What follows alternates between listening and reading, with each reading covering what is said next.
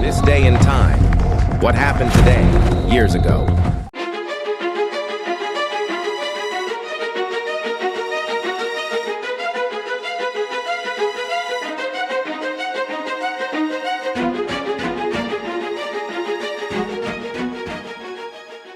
It's funny how some dates just echo through history, right? They carry the weight of these incredibly different but equally pivotal moments happening all over the world.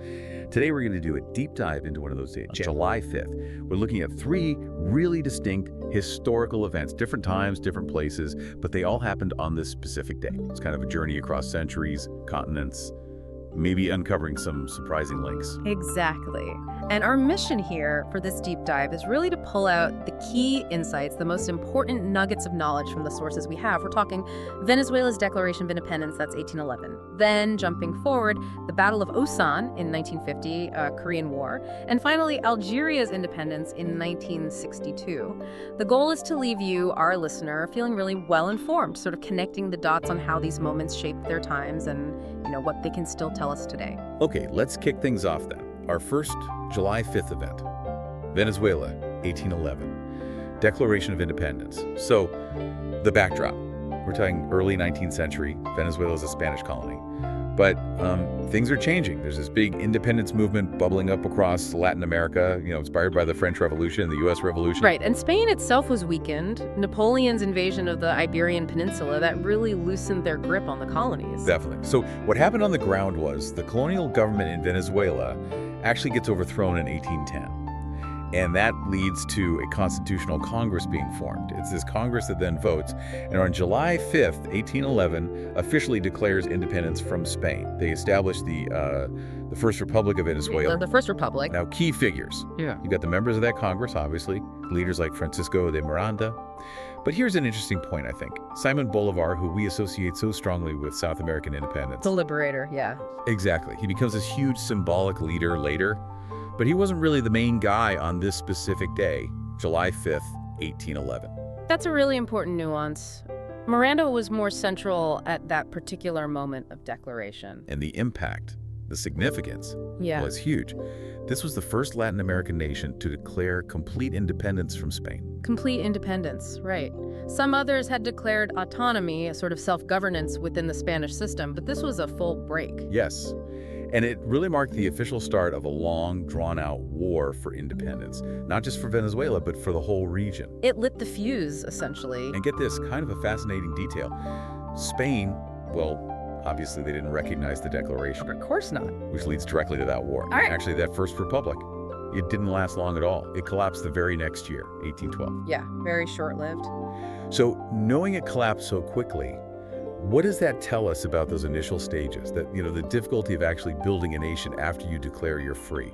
That's a great question. I think the core insight there is that the declaration itself, however brave, however symbolic, it wasn't the finish line, not even close. It was like the symbolic first step.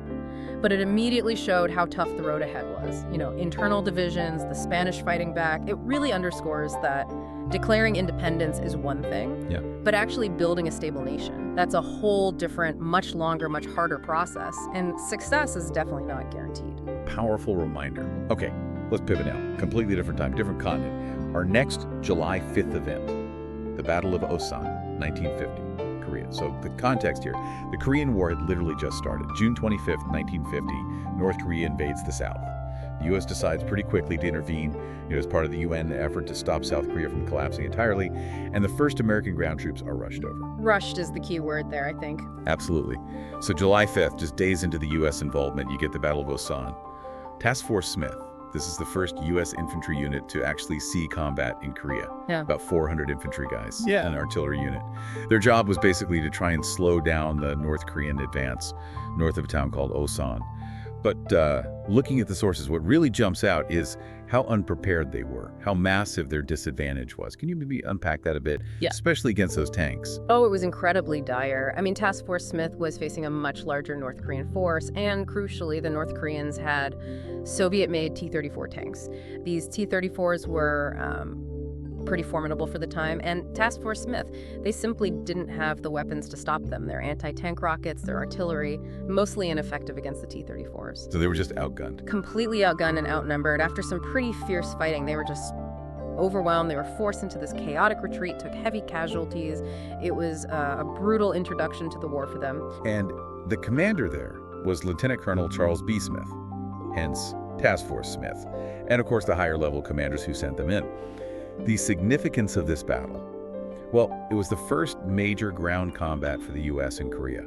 And it was a defeat. A clear defeat, yeah. It really exposed right from the start the lack of readiness, the poor equipment, and honestly a serious underestimation of the North Korean army by those initial U.S. forces. A real shock to the system. Absolutely. It was a harsh wake-up call. And a detail that highlights this. Task Force Smith was basically cobbled together from occupation troops stationed in Japan. Right, garrison duty troops. Exactly. Not troops trained or equipped for the kind of high-intensity combat they were suddenly thrown into. So the takeaway seems negative. A defeat? But is there more to it strategically? Well, yes. That's the interesting thing. While it was definitely a tactical defeat and a costly one, the battle did achieve its primary objective, in a way. It delayed the North Korean advance. Maybe not for long, but it bought crucial time. Okay. Time for what? Time for more U.S. units, better equipped units, to arrive in Korea and set up stronger defensive positions further south, around Busan eventually. So it kind of highlights this difficult military reality.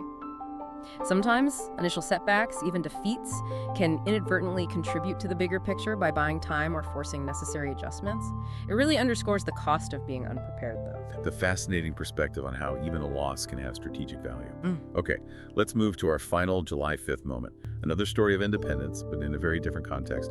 Algeria, 1962. So Algeria, a French colony since the mid-19th century, deeply intertwined with France for over 130 years.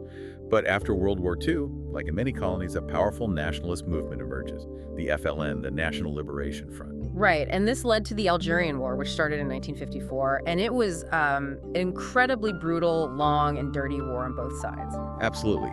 So the path to this July 5th independence, it involved years of that fierce fighting, plus really difficult negotiations between France and the FLN. Eventually, they reached the Evian Accords in March 1962. And these accords basically laid out the plan for a referendum on independence. A vote for the Algerian people. Exactly. That referendum happens on July 1st, 1962. And the result is just overwhelming support for independence, like massive. France officially recognizes the result on July 3rd, and then on July 5th, 1962, Algeria formally declares its independence. A culmination of a very long struggle. Key figures here. Well, on the French side, you have Charles de Gaulle, the president of France at the time. He played a really complex, pivotal role in navigating France towards accepting Algerian independence, despite huge opposition within France itself. A very divisive issue in France, yeah. And on the Algerian side, you have leaders of the FLN, like Ahmed Ben Bella, who would become Algeria's first president. The impact, immense. Obviously, it ended 132 years of French rule. It concluded that incredibly bloody war.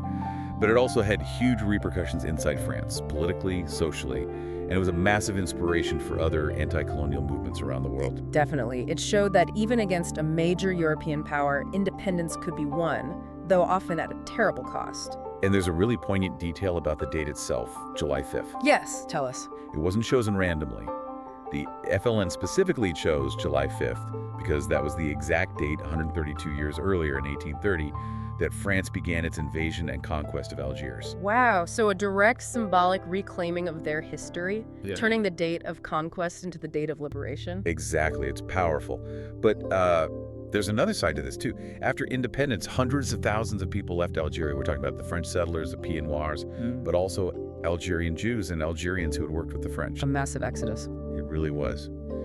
What does that tell us about the human cost, the sheer complexity of decolonization, even when independence is achieved? It tells us it's rarely neat. It's often incredibly messy and painful. The Algerian case vividly illustrates that. Independence is, of course, a moment of triumph for the colonized nation, but it can also trigger massive upheaval, displacement, new conflicts, lingering bitterness.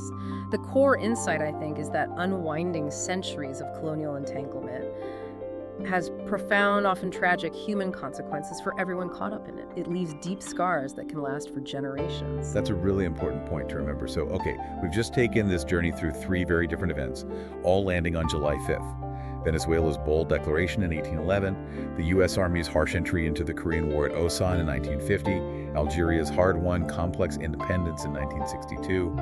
Yeah, and when you lay them out like that, side by side, sharing this one date, it's fascinating what emerges. July 5th becomes this kind of accidental marker for these huge themes. The fight for sovereignty, for self-determination, the brutal realities of war, the shock of the new, the complexities of ending empire. The bigger picture, perhaps, is how a single calendar date can hold such incredibly diverse historical weight. It reflects, human ambitions, sacrifice, resilience, the often unpredictable twists and turns of history across different times and places. So thinking about all this, what does it mean for you listening right now? How does seeing these different struggles, these pivotal moments all tied to July 5th, maybe shift how you think about history, or even how you look at what's happening in the world today? It's a reminder, isn't it, that history isn't just one story. It's this incredible tapestry woven with threads from all over, sometimes connecting in unexpected ways. We really hope this deep dive has given you a fresh perspective, maybe more informed view on how these different strands of history came together on July 5th. And maybe a final thought for you to consider.